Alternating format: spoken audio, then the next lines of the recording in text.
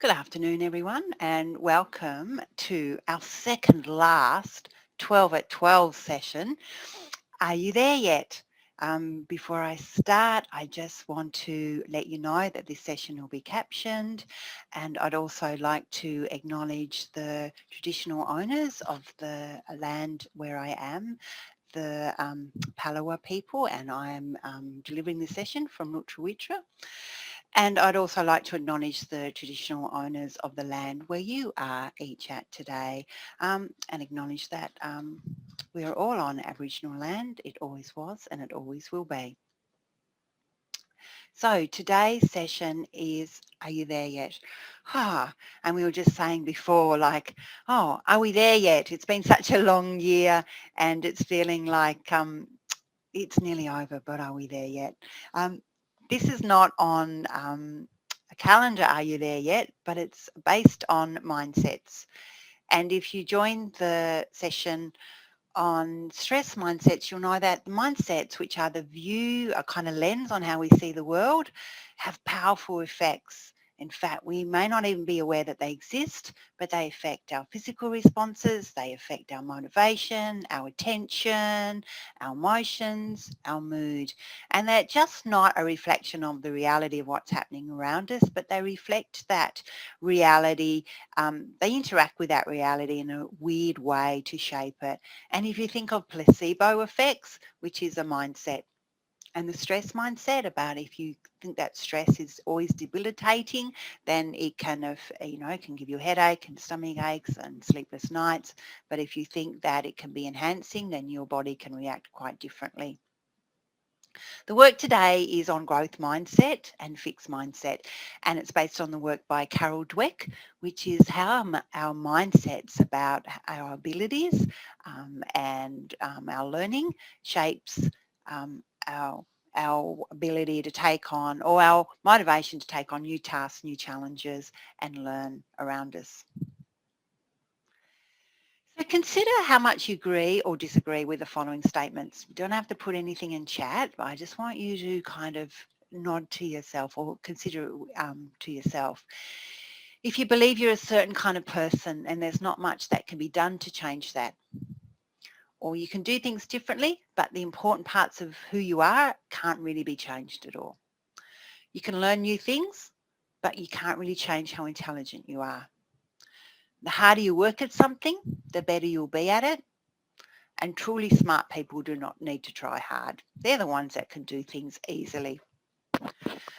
So how you answer that will impacts if you have a growth mindset or a fixed mindset.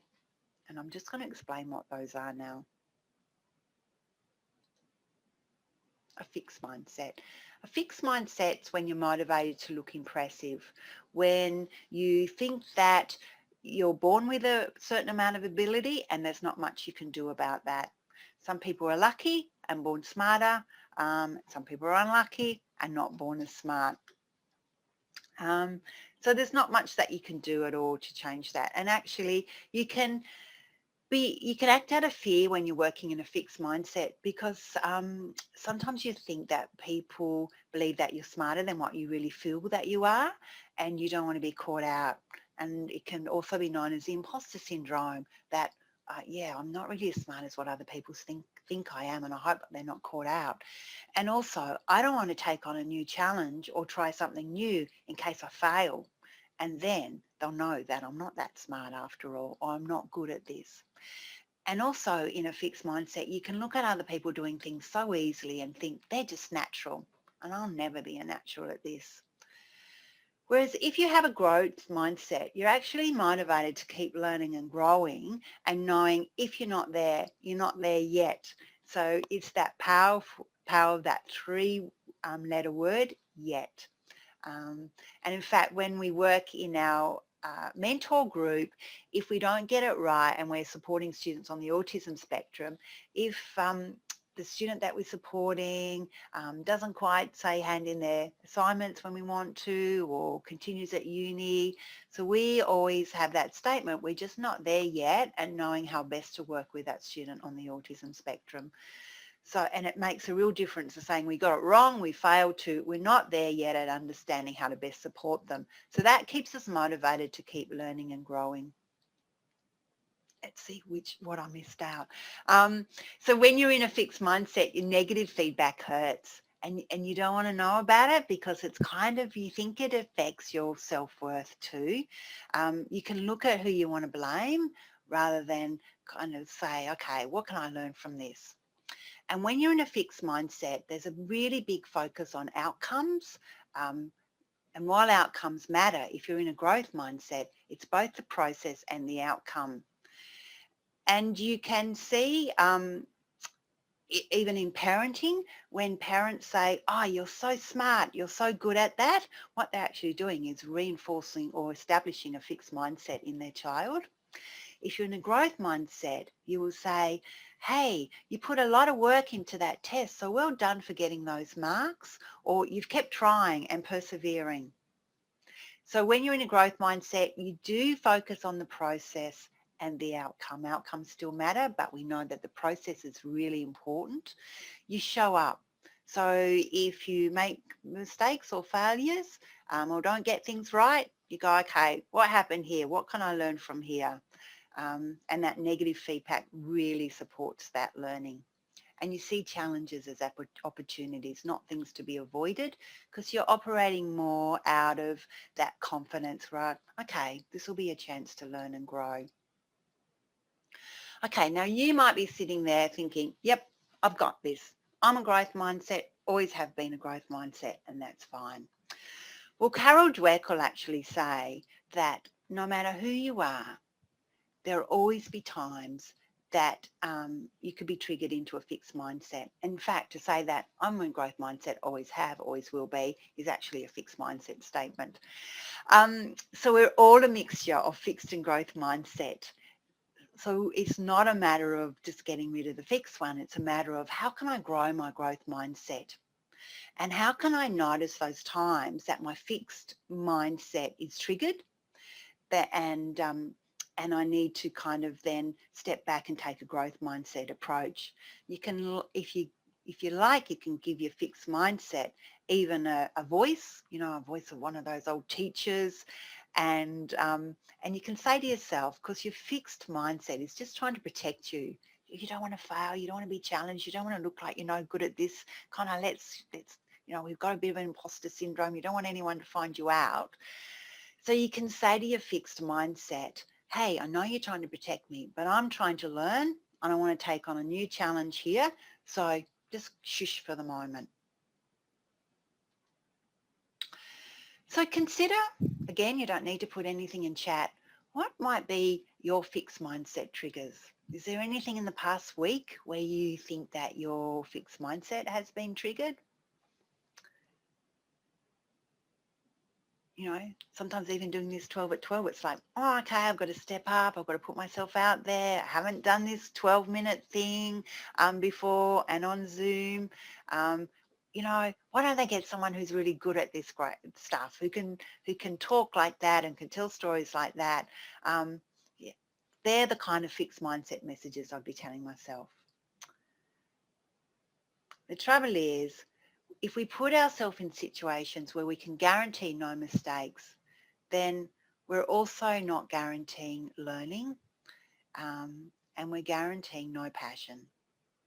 So a growth mindset kind of gets us to learn and it's things that we're passionate and we care about.